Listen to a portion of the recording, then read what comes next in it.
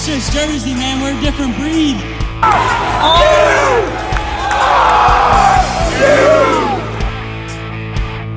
Place, who doesn't want to win in jersey? And the Scarlet Knights did not have a national champion before tonight, and it's RU ×2. What's going on, everybody? Breakdown at the barn. John Forster here. We are set. NCAA tournament. What a tournament. My man, as always, Eric Winnuck is on. Eric, what you think about this weekend, man? I thought it went out great. I mean, there was some upsets. There was a lot of great wrestling, but the most important thing is, aside from our guy at 157, Kennard, pretty much the virus didn't take any of the top wrestlers away. Obviously, the Ivy Leagues weren't there, but for the most part, I think this is the best we could have asked for. Went off without a hitch. A lot of great stuff to talk about. So I thought it went as well as it could go. Yeah, I love it. First time 3 All-Americans for Rutgers. I love that. I think some great matches, very exciting. Would have loved to see fans there. I think it was missing a little bit. I think if fans were there, it would have been spectacular coming back next year. But let's just jump into it. You know, what are your overall thoughts? Well, obviously Iowa won the and I think it's good for wrestling for Iowa to get back on top. Obviously, we don't want Penn State to win the next 20 in a row. A lot of people have a love-hate relationship with the Brands brothers. There's a part of me that really loves these guys. I mean, I think they're good for wrestling. They can turn people the wrong way.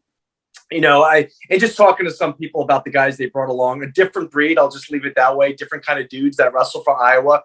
But then when the national championship, got to give the kudos. But it's almost a case of kissing a really cute girl but getting strep throat, because at the end of the day, Penn State Saturday night stole the show. 4 championships bouts. I think if they had gotten the win, over Nick Lee, I think that would have been the icing in the cake. Okay, I thought Ironman was going to take, and we're going to go through the weights. Ironman was my guy from the beginning. Nick Lee really brought it this year, more than I expected. We always knew he was a top 5 wrestler. You know, not that I thought he was overrated. I just didn't think he was at Ironman's class. I was dead wrong on that. So from my standpoint, exciting tournament. You mentioned it. Rutgers, 3 All-Americans. John Poznansky, the first true freshman All-American for Rutgers. Not just an All-American. This kid he came this close to being in the finals. Okay. I don't know if Hidley goes at him, he might get the takedown to end the period. So, but we'll take 4th.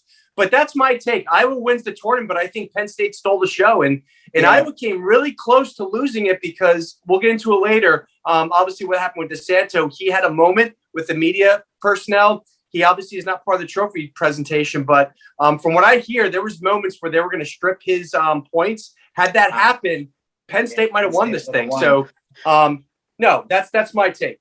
Yeah, and it's just the credit for how good Iowa was this year. It's almost like Penn State did almost the best that you could expect them to do. And Iowa came up a little short in some spots, and they still won. You know, I think Iowa they had a team that was just loaded from top to bottom. And, they were just too good to beat, I think. I think they were just too good to beat. So let's talk about Iowa. Let's get in 125. Spencer Lee, bad knees, excuses are for wusses, he says. You know, what you think about that weight class coming in? Lee looked good. Yep. Well, let me tell you something. Spencer Lee's a different kind of dude, man. And listen, give him credit, the fact that he went out there with the torn ACLs. Different kind of press conference at the end there. The excuses are for wusses bit, so you could take that a couple of different ways. But no, this was going to be his win regardless. Listen, we threw a couple names out at the beginning, Latona and Drew Hillebrand. Those were 2 names I had mentioned that I liked coming into this tournament. And they both obviously showed strong performances. So I think from that standpoint, they did exactly what I expected. I like the fact that Drew Hillebrand finally got on the podium. You know, this has been a solid wrestler throughout his career. Great wrestling family. We've mentioned Sarah Hillebrand, a nice young world team member on the women's side. So really nice to see Drew get his name out there. So I was happy with that. We mentioned Latona. We thought he was going to be solid. He obviously comes through in places high. But yeah, the thing with Lee, I want to mention, is our guy Cardinell came at him. And that was the bright spot of this tournament for me. I was so excited. Obviously, I know Isaiah. We know the Cardinell family. And to see him go after Lee the way he did, In the finals, I thought it was a little bit of showmanship there. Kind of, I'm not going to say dodging him, but trying to keep it close. I actually thought Cardinal went after him. Obviously, doesn't come away with the win. Lee took over the match. But even at those last few seconds, he didn't back down, Cardinal. And he comes out, gets All-American, wrestles back strong. So those are my takes from 25. Yeah, and I was mentioning Killian Cardinal all year. Some other media out there, they in some of their podcasts, they didn't think he was very talented. But I definitely saw this kid had a lot of potential. He took third in that Big 12. That was a tough weight class, coming through the backside and showing a gutsy performance. And yeah, that third period against Spencer Lee, it was Killian Cardinal's match. He was going for it. And when you look at him, I watched that blood round match, that round of 12 match against Camacho, and that was all heart. Camacho was a guy who people thought was going to be in the finals of this tournament, and he took him out of placing, and he ended up placing 7th from a 17th seed. So kudos to Killian Cardinal. I think he has 3 more years left. Maybe 4, I don't know, 3 or 4. So I think he's really gonna, really gonna show a lot coming in after this year. So good for him. Yep. So anything else you want to say at 25? Let's move on to 33. I think, I think that's the Spencer show at 25. We'll get back into that later when we talk about the Hodge. But 33. These two were destined, Fix and Bravo Young. I know you were on the Bravo Young train very early in the year. You were right. He took it. I thought Fix was going to win it, but it was a great match, came into overtime. RBY got it done. Fix is that number, it's going to be a chip on his shoulder for the rest of the year. What did you think about that? Well, it's exactly what I said in the preview. I love offense. I think offense wins championships. Okay, let's go back to the Nick Suriano match, and let's go. Listen, I love John Smith. I had a poster of him growing up as a kid. Okay, the tape on the ear, that was my guy. But I'm not going to lie, he could be a bit of a whiner in his later years. Okay, Nick Suriano flat out took him down. Okay, same thing here. He tried wrestling defensive. He tried to back off. I'm not going to say he tried to stall his way into the win, and I was shocked to see RBY actually get the stall call. The second one, obviously the ankle, you had to call that. So that caught me a little off guard because Fix going into this has been known to kind of, defense his way out. But listen, if you don't get the takedown, you're not going to win a national championship. And I think that's what Dayton Fix needs to take away from this, okay? If you want to be a national champion, you need to take a guy down, okay? It's that simple. Yeah, exactly. Yeah, I agree. I think you need to get some more offense going. Overall, a great weight class, DeSanto, Myers in there. That was a great weight class. A lot of fun matches. I say we jump over to 141. We knew this was going to be a tough match. We wanted Rivera to get in the finals, obviously. Did not go his way. Took 4th. Still 4-time All-American. Great accomplishment for Seabass. Rutgers Nation loves him. Lost to Wilson in that 3rd, 4th place match. Lost to Nick Lee, who Nick Lee ended up beating Ironman. I did not see that happening. I thought Ironman was gonna beat Nick Lee again. But what were your takes on 141? Well, to me, obviously I went with Seabass because you have to. He's our guy. You knew from the very beginning I was nervous about the Ironman matchup, and it never happened because Rivera got Lee twice, okay? And obviously he took the tough loss at the Big Tens. It almost feel like Lee was pulling a little bit more away in this match. Nick Lee showed me something in this tournament. He looked stronger. He's more aggressive. This guy's got a bigger motor than I would have expected. And to see him take out Ironman, and Ironman just that 3rd period, he didn't come out. He didn't attack him. He didn't go after him. And again, it's like 133. You're not gonna. You got to score that takedown against these blue chipper top 1-2 guys. You want to win, you get the takedown. So from my standpoint, Nick Lee takes the title. I had Ironman winning this. This was the first one that I had picked that I lost. I would have mentioned 2 names that I mentioned going into this. Obviously, Wilson we mentioned as a dark horse here. And I say a dark horse because he's known. He had a big run a couple of years ago. So it's not like he's not a known commodity. But the way he picked apart Seabass, okay, you can see, I think Rivera was down. He had a bit of a cryptic Instagram message today, which we'll talk about later when we talk about the Rutgers team going into 2021, 2022. So I think he came in to win a title. I don't think he came here to take 3rd again. You could definitely see he didn't quite have it. But I'll be frank, Tariq Wilson looked bigger, obviously taller. I think Nick Lee looked bigger. I think Seabass was a little bit outmanned in terms of size. That doesn't mean he can't get bigger and stronger for next year, but I think for this year, bumping up from 25 to 33 to now 41, but Nick Lee showed me something here. But I mentioned Tariq Wilson. He came out, had a strong tournament. And congrats to Nick Lee. I think he stole the show. I think Penn State stole the show in the finals.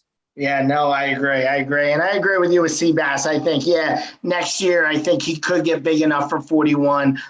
But he did seem a little undersized for these guys. And these are top guys. These are all, 4-time All-Americans he's going against. So these are pretty big guns here. I mean, Wilson even, he took third. He got rounded 12. These are guys that are always kind of those names that are in the hunt, and they're getting better this year. So, taking fourth at this weight is nothing to be ashamed of. I know it's not, what Rivera wanted. I know it's not what we wanted, but, good performance of the kid. Came out, wasn't a top recruit in high school, and he's one of the biggest names now in college wrestling. So we'll be cheering for him at the rack next year. Yep. So let's keep moving along. 149. This one came Sasso O'Connor. First, we had high hopes for Mike Van Brell. Didn't go his way at Nationals. This tournament's crazy. You look, third place at this weight class is Yaya Thomas, who did not even place at the Big Ten. You just have, this weight I felt had a lot of parity in it. I did feel like Sasso and O'Connor was a little above the rest, even though they won some close matches. I felt like they were a little bit they would win those close matches, 9 out of 10 times. But, on the backside, it just seemed like there were a lot of guys that could end up third to DNP in this weight class. Yeah, I think we mentioned when we first did the preview, this is where I said I didn't think Sammy Sosa was going to win it this year. I say Sammy Sosa as a joke for those who saw the first clip, but I didn't think Sasso was going to win it this year. I really liked the way O'Connor was coming into this. I thought he was going to win it. He obviously did. I think we both picked O'Connor. So no surprise that these two were in the finals. O'Connor just came out like a bull to take this win from him. Really loved the way he wrestled in the finals. But you mentioned it, the kid from Northwestern, a hell of a show, man. 25th seed, coming all the way in, getting All-American status. Really like what I've seen out of him. So to me, it's just tip your hat to O'Connor. Wrestled a hell of a tournament, wrestled a hell of a final. This is not the last you've seen of Sasso. He's going to win a title, is my prediction. I think next year he learns from this. He comes back strong next year. We'll see what happens with O'Connor next year. We'll see. Obviously, that's the big wild card this year, John, is technically nobody graduates, okay? Mm-hmm. Everyone's back if they choose, okay? Some guys might not come back, but to me, hats off to O'Connor. Great tournament. Yeah, no, I agree. Great tournament, and good for UNC to get that title from, I think, 25 years in the making. So let's move to 57. Del Vecchia from Ryder got it done. I mean, Ryan Deacon, we thought he was a big favorite. He didn't look like the Ryan Deacon of old in this tournament. Had a close match in the quarters. Frantic, he got a takedown literally the last second, and then Del Vecchio got on top. This guy is good on top. The crab ride at the fall, good for New Jersey. Gets to the finals, runs into one David Carr. David Carr wins that match fairly 4-0. I'm going to say David Carr had the best celebration in all of NCAA history. You stole it from me. Unbelievable credit. I think, clever, just like Metcalf. I did a backflip. Metcalf pushed him like old Darian Caldwell. I thought that was that was the best, man. I was dying laughing. So kudos to him for coming up with that celebration, and great win for David Carr. Yeah, you got to have confidence to come up with a celebration like that because they planned that one, okay? Yeah. And Darren Caldwell, straight up stud from Rahway, New Jersey, my hometown, 3-time champion, obviously a legend over at North Carolina State. I'm sure if you followed wrestling, unless you've been on the moon for the last 20 years, everyone remembers the Darren Caldwell backflip, obviously, when Metcalf came and gave him the push. So as soon as that happened, I thought two things. One, give credit to Metcalf. The guy's got a sense of humor. I think he's the kind of guy that you just didn't see him doing something like this. Him and Carr have become very close over the last several years since Metcalf's been at Iowa State. And number two, kudos to David Carter coming out. Obviously a third seed, so it's not as if he was a 20th seed coming through here, but to rip through this thing. And we thought, listen, I still believe in Deacon, okay? I started coming to the position where I thought I was underrating him as a wrestler. I think you and I both thought that, take out the 25 and heavyweight, we thought he was probably one of the biggest locks to win this tournament. And that's why they wrestled the matches, okay? Because Deacon got caught by Del Vecchia.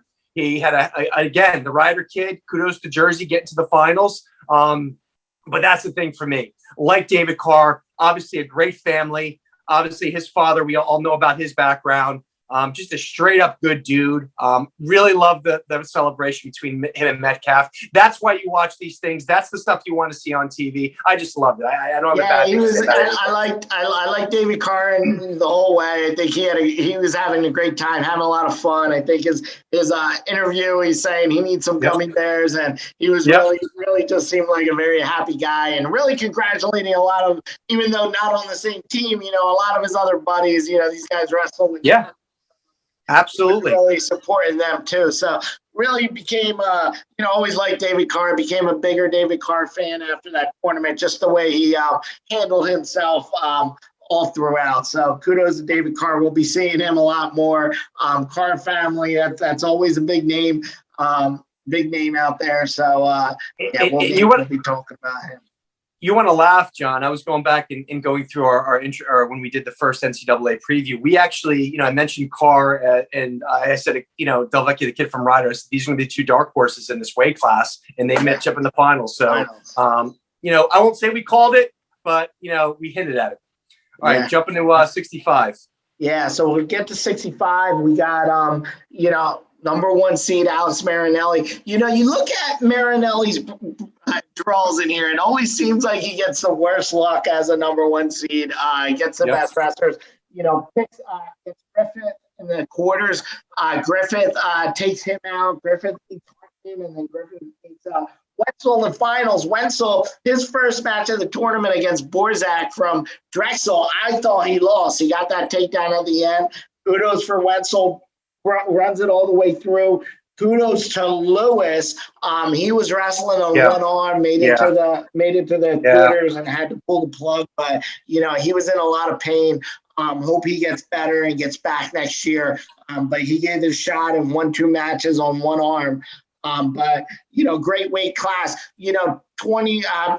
This is where I think it'd be amazing if they had a packed house there, because it was loud for 2,500 people yelling "Save Stanford Wrestling" at the end. I thought that was very cool. That was awesome. And, happy to see Griffith kind of go out like that as probably the last wrestler in Stanford to make the finals and win it. And it's a shame, because when you talk about growing the sport, the worst thing that can happen to wrestling right now, with all the success of the RTCs over the COVID situation, where I think he was starting to inject some excitement into wrestling. Obviously, I will always be a Jordan Burroughs fan to the day I die, simply because USA Wrestling was on a little bit of a low point. And when he came in and won the Olympic championship, and it's brought back a lot of faith into the sport. The last thing we need to do is see the sport get regionalized again, okay? We think about what Fresno State did back in the day, and obviously Stanford, a program that's been around for almost 100 years. This is a traditional Pac-10 program that has money, I might add, okay? It's not as if they're out there with the can trying to raise funds for the wrestling program, okay? And to top it off, for those that don't know, the Save the Stanford group raised $12 million. That could basically fund this program for the next 30 years, okay? I think it's an absolute travesty that Stanford did what they did. Obviously, Griffith comes out with the all-black singlet, pretty much wrestling for himself, because he has no support here, okay? I'm going to say that when we brought up the names, I actually did not pick a winner in this weight class, but I said don't be surprised if Shane Griffith blows through this tournament, depending on how he comes in, how much breaks he gets. So to me, I saw this coming. This is a Jersey strong kid, okay? I think we knew this kid had talent. When I saw Marinelli had him with the 8th seed and that they could meet, I said, wow, Marinelli once again might get shut out, because he might go down as one of those guys as the best wrestlers to not win a national championship. I mean, he's had Imar. He's had to deal with Vincenzo Joseph. Okay, this kid's got Big Ten titles, and he just cannot crack through. Suffers the injury. Let's see what happens with him next year. But just a crazy weight. I thought it was an exciting bout. And again, another great storyline. we saw the great celebration, and then we see Griffith come through. You see the Save the Stanford Wrestling get primetime coverage. I just think it was a great thing for a bad moment. Yeah, I agree. So let's move up to 74. First thing before even getting to the championship rounds, Jackson Turley loses first match. He comes back on fire on the back end. Pin. He tech falled Donnell Washington in the second period, the beginning of the second period. That's amazing. So this guy is so much potential. He has 3 years left of eligibility, man. I'm excited for him. Gets on the podium. Had an injury, but so finishing 8th this year. I would have loved to see him keep ticking there. But really Jackson Turley. Hats off to him. You got to be excited for this kid's future. This kid could be a little couple tweaks here and there. This guy could beat anybody. Yeah. And that's the funny thing. You talk about tweaks here and there. You don't want to change this kid. Okay. There's a couple of guys. I don't want to spend too much time on Van Brill. Obviously, sometimes, he can get very sloppy. I thought he lost focus in this tournament. I was a little surprised by that.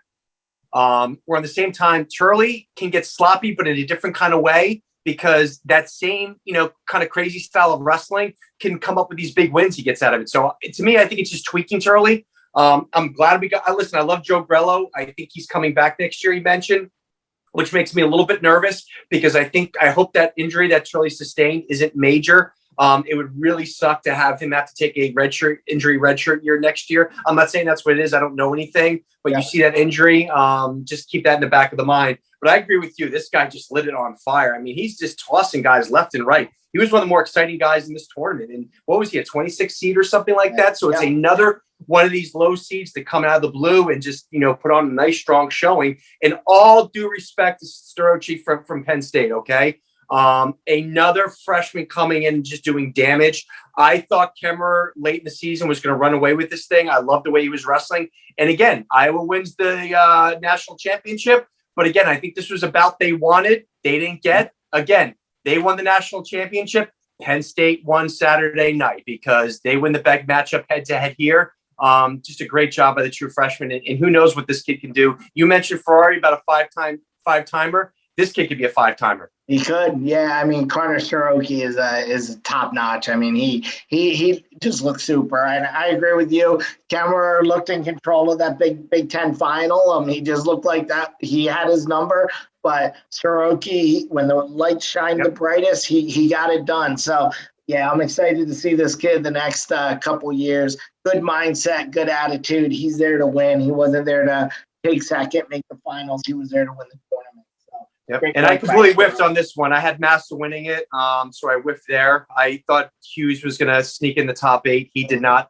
Top wrestler. Obviously didn't have enough firepower here. We mentioned Washington as a dark horse from Indiana. We saw what Turley did to him. Yep. So not quite what I expected at 74. Of all the weight classes, this is the one I probably handicapped the worst, but I think it was also an exciting final, so I liked it. Yeah. No, I agree. So now let's go to 84. You got the Yale Street singlet up there in the background for John Paz. Unbelievable tournament. This guy, beat the Prez, in the quarters. I think even before that match, he was just looking on fire. He was looking great, wrestling very well. Beat Dakota Greer, a great former All-American, beat him handily. I mean, it wasn't, wasn't any doubt there. Gets to the quarters against the Prez, gets that takedown at the end when he needs it, knows what to do, and then drops a very close one to Trent Hidley. Trent Hidley is a tough hombre. He's good. So what do you think about Paz's performance? And, give your thoughts on 184. We do realize this guy's 2 points away from either being a national finalist or placing third, okay? Yeah. And another thing I'll mention about Paz, I think this guy wanted another shot at Brooks. Mm-hmm. One thing about Paz is you might get him the first time, you wrestle him twice, you're going to see a different Paz, okay? And we saw that. You mentioned the Oklahoma State wrestler Greer. The second time he wrestled him, I thought he handled him even better, okay? Yeah. He was even more dominant. Obviously, we saw him get the return match against Minnesota early in the year. I would love to see him wrestle Hidley again because you could see at the very end who had the gas tank. It was Poznansky. Unfortunately, couldn't get the reversal from bottom. And we talk about Paz's bottom game. And this was a case where, listen, you don't want to change who he is. Same thing when we talk about Charlie. Don't change who he is. Paz is the kind of guy, he's looking to score from bottom, okay? Just couldn't quite get it done with that 30-second breakout. So fourth place, to me, it's funny because if you asked me to sign up for that 2 months ago, I signed up in a second. There's a part of me that's disappointed. I'm like, this guy should have been in the finals. Yeah. But again, just a great story, a great future. We're going to see him for another 4 years. I predict he will be the first 5-time All-American in Rutgers history and only one. So I think that's what we're going to see out of Paz.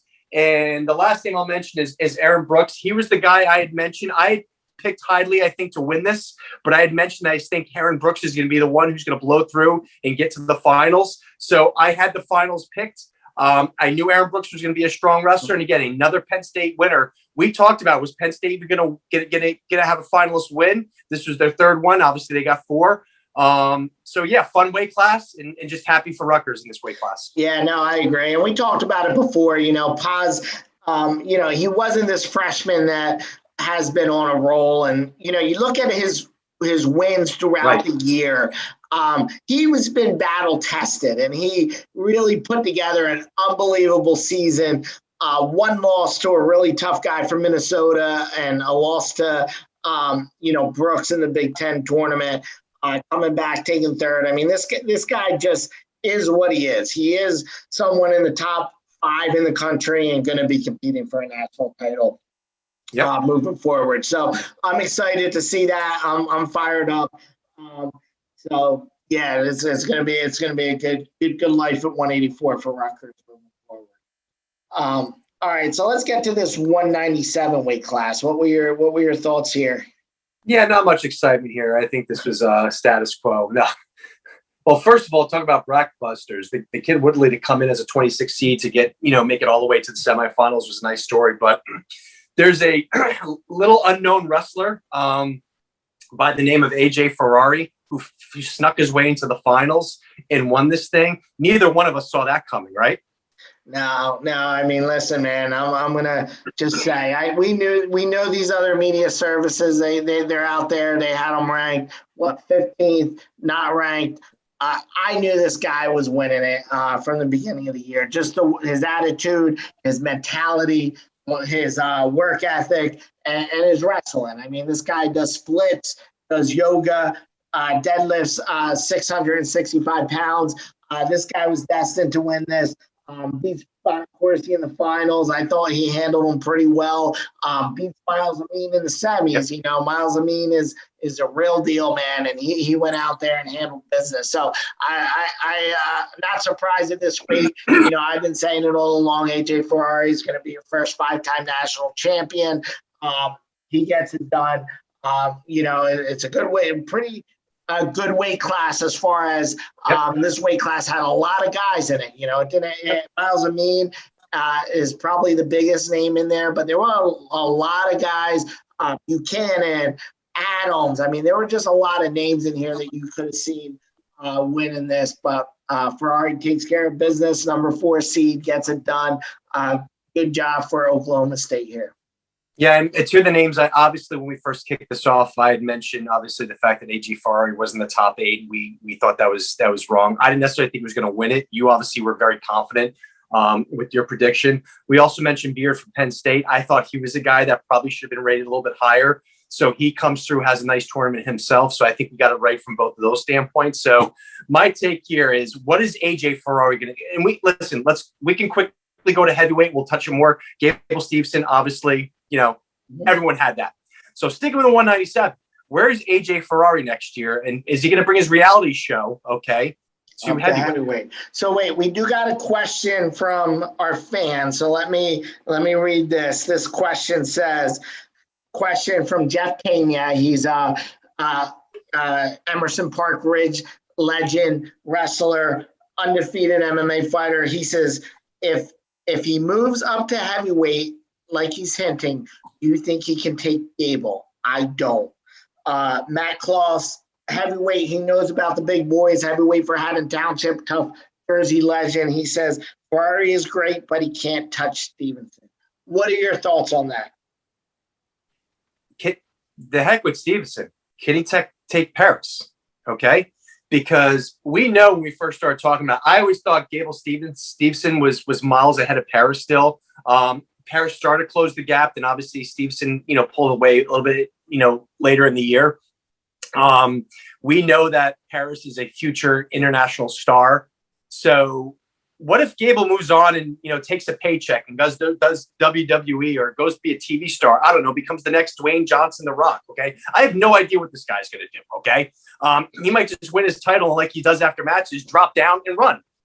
So take Gable out of the equation, because I'm sure Gable is saying to AJ, try to deadlift me, buddy, because you ain't getting me up. Okay. I don't think AJ Ferrari takes Gable Stevenson in a million years right now. My question is, can he take Paris? Okay. Can he take Cassiope? I think that's not as tough. This kid Schultz from Arizona State, okay? I had mentioned him earlier when we did the preview. There's some legitimate heavyweights here, John, okay? And anytime you move from 197, you bulk up, get up to maybe 220, 230. There's very few Kyle Snyders out there. I think that's who you're going to kind of compare him to in terms of size in his first year. So my standpoint is, even without Stevenson not in that lineup, I don't know how this guy wins a natty title at heavyweight next year. When you got the kid from Penn State, who to me was injured. He's not even as strong as he could be. Okay. I like Schultz, and obviously Mason Parris still can come back next year. How about you? So one thing I'm going to say here, I think people kind of forget, is that Myles Amine was 5th in the world, So Gable Stevenson, Mason Parris, both great. They did not take 5th in the world. Also, this is somebody who has a 665-pound deadlift. I think if you fast forward a year, he's over 700. This guy's going to put on some weight. This guy's going to get better. You see, early in the year, he dropped one to Noah Adams. He's not the same guy he was at the beginning of the year. I don't think he's going to be the same guy in 12 months from now. I think AJ Ferrari is going to be in the weight room. He's going to be getting it done. I see him going. I think if he does make that decision to go up to heavyweight, which I think he will do, I think he's somebody that just wants to wrestle and compete. He doesn't want to worry about keeping his weight down. He's going to just get bigger. I think he goes up. I think he takes out Paris in the semis. I think he takes out Stevenson in the finals, and I think that's going to be number 2 of 5 of his NCAA Division I national titles for AJ Ferrari. Does AJ Ferrari finish his career as an Oklahoma State Sooner? Good question. I don't know. I can see this guy bouncing around. I think he's going to go where the potential is. Listen, I would love to see him find his way back where he belongs on the Jersey Shore, coming down here and finish his career as the Scarlet Knight. I would love to see that. But who knows? I mean, this guy could end up anywhere, man. He's a walking reality show. He is. I think it'd be great. He's a trip. Yeah, quick side note, Billy Janzer went 1 and 2. Not the tournament we would have liked, but, put on a gutsy performance. Got to mean a second match. Won his first match. We thought he looked good there on the backside. Tough kid from Army. Army guys are always tough. Dropped that one. I see Janzer, again, growing into this weight. He's going to be better next year. I think he's in there. I see him getting much better, making that jump at 97. It's funny because Janzer is to me, I know he's a big kid. He walks around 220, so maybe he's not a 184 pounder. As long as John Poznansky's around, he's not going to be a 184 pounder. I think Janzer's he's got to learn from Joe Grello. Okay. Joe Grello is a phenomenal wrestler, phenomenal high school wrestler.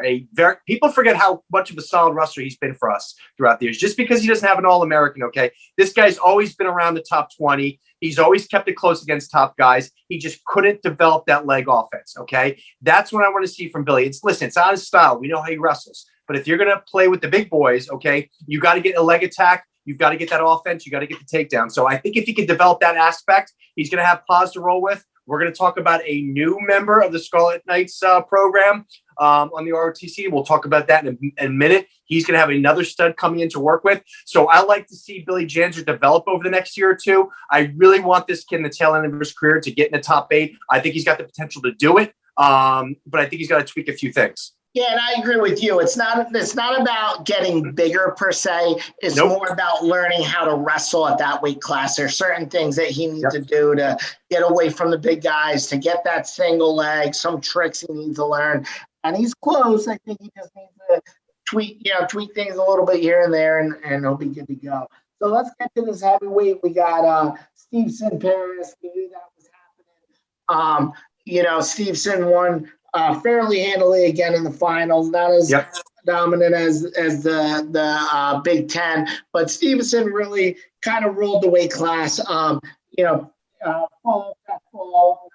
decision over Kirkley, 16-6 over Cassiope.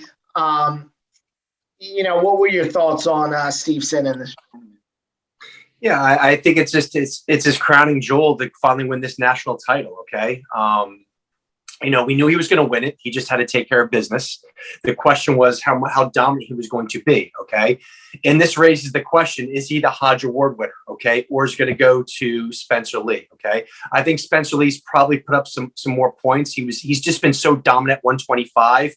It's a darn shame he had to tear his ACL because you didn't see. That's the funny thing. This guy walked through the national championships, obviously got pushed. We talked about Cardinal. I think wrestled a hell of a match against him. But for the most part, at no point in time did you think he was going to lose a match, okay? Can somebody keep it within 8, okay? But you didn't see that dominant tech you in the first period blow through. I don't think that takes anything away. So my takeaway from heavyweight is I think it's the top 2 guys we expected, okay? As I said, Schultz is a bright young star. I think Curvleet from Penn State is a young, bright star. I think we're going to be seeing a lot of these guys. I know you love your boy, AJ Ferrari, and I think he's a hell of a wrestler. He's a hell of a star. He's going to have to bang heads against these guys next year if he goes up to heavyweight. But to me, it's just whether or not did he do enough to win the Hodge Trophy? Yeah. So I'll give you my opinion. I think if I was voting for the Hodge, I would vote for Gable. Strictly on the fact that he beat Paris, that is a world-class competitor. And he beat him handily. I mean, even though he didn't get the bonus there and might have needed more falls, I would vote for Gable because he beat a world-class competitor. There were no world-class competitors at 125 with Spencer Lee. The question is, who is going to win the Hodge? I believe they're going to give it to Spencer, just because if you look at the history of how people vote, they do put a lot of precedence on previous championship. And I think that's what's going to bend it in the Spencer's favor. I think these guys are 1A and 1B. It's very close, and it's really splitting hairs on how you define the criteria. I say the Hodge is going to end up going to Spencer because this is his 3rd title. In my opinion, though, I would personally put strength of competition a little bit more and give it to Gable because he handled someone that is going to be possibly in the finals of the Olympic trials. So. No, I think I can't disagree with one thing you said, and I agree with you wholeheartedly. If I was putting in a vote, I don't think twice about Gable, okay? And we know Spencer Lee is just all world, okay? But I tend to agree with you. It's almost as if it's the crowning achievement of his career. Obviously, he can come back next year. But to me, you hit the nail on the head. This guy wrestled a world-class athlete. He's also got guys in this weight class who I mentioned that to me are potential national champions down the line. I look at 125. We don't see Pat Glory. Mm-hmm. We don't see, and listen, Vito might have gone up to 133. I don't know from Cornell. Okay. We don't see him there. It's a much different tournament. If you're wrestling Vito or Pat Glory with 2 ACLs, I don't know. Okay. Listen, I think Spencer Lee still wins it. I think he's that good. I have no doubts about how good he is. But again, the fact that you didn't have them there, and listen, there's some really nice wrestlers at 125, but nobody you think of, and I like Hillebrand a lot, but he finally All-American after 4 years, and he's in the top 4. You don't see the same level of competition that Gable had to go through and the way he did it. I just think Spencer Lee was so dominant earlier in the season where he basically ripped through anyone and everyone. I mean, you couldn't get past the 2nd period in this guy, okay? The fact that he's got such a long history, I agree with you. They're probably going to give it to him, but to me, I think Gable was the most outstanding wrestler in all of collegiate wrestling this year. Gotcha. Yeah, I agree. All right, let's talk about. We got some new folks on the banks this week. It's some good news came in. Let's first talk Nick Raimo transferring from Arizona State to Rutgers. What are your thoughts on that? That signing, that transfer. How does he fit into the lineup, and what are your thoughts on him? Yeah, this is a really nice roster to bring aboard. Multiple state championships. I think this guy was a 4-time Fargo. So coming in, he's got the skill set. Didn't quite. Listen, he's over at a program at Arizona State where there's they're really log jammed at 25 and 33. There's a lot of talent in that room. Okay, obviously, let's see where his health is at. They must feel comfortable about him from a health perspective to bring him in. It really. So you asked me where he fits in. Okay, there's people who are very excited about this. I'm excited too. I'm tempering my expectations. Okay. And number two, it really depends. What is Sebastian Rivera going to do next year? Okay. He had an Instagram message earlier today where he basically alluded to the fact that maybe he wasn't as happy on the mat as he's been in the past. We saw him wrestling at the national tournament. He never seemed to crack a smile. Okay. It almost seemed like a job for him out there. Okay. He was so focused on winning the natty title. And maybe there's a part of me who thinks, you know what? I'm going to go down to 33. If he goes down to 33, can Raimo go down to 25? I like what we saw from Dylan earlier. Okay. He basically beat a guy who took top 4 in the country. Okay. So to me, I think he's got a better shot cracking the lineup at Rutgers. Okay. I think he's eventually, if not next year, going to be a 2-3 year starter for us. I think this is a national qualifier. You would like to see him develop into an All-American. He's got that capability. But again, it's really, as far as next year, it's going to depend on where the weight classes go and how things shake out. Yeah, and I think, getting depth in there, depth is always key. You never know what could happen. I'll tell you, I remember I went to the Escape the Rock tournament years ago when he was in high school, and I thought he was coming to Rutgers. He was wearing a nice Rutgers shirt warming up, and he came up on the stands, and I was sitting there, and I said to him with his coaches, I was like, hey, that shirt looks really good on you, and they kind of gave me a smile like, yeah, and then his coach was like, we like it. So I was surprised that he ended up going to Arizona State. I was really hopeful that he would start a career on the banks, but he got there. And I think he's going to be very solid. Next year, they'll have to shake some things out. Might be some competition for a spot. So maybe he doesn't get in the lineup next year, but I think he has, 4 years left. 4 years he's got 4 right? years. So he got 4 years. He redshirted. You get 4 years of that guy, and he's going to develop, and he's going to get better. I think he'll find a way in there, and I see him being somebody that could compete to be an All-American. So I'm excited that he's over on the bank. So let's talk about this other guy, the one they call My Mark, coming over, signing with the Scarlet Knight Wrestling Club. Myles Martin, national champion for Ohio State. He's in there, so I really love this combo. I love him being in the room with Paz. I love him being in the room with Janzer we talked about. That's going to just make these guys so much better. I'm excited for him. He's going to be competing for the world team to try to get a national spot. I know it's tough with David Taylor there, but I really like that signing. What are your thoughts? This guy's going to make John Poznansky a national champion. Okay. This is exactly what Paz needs in that room. Okay. There's a reason why people go to Penn State. Okay.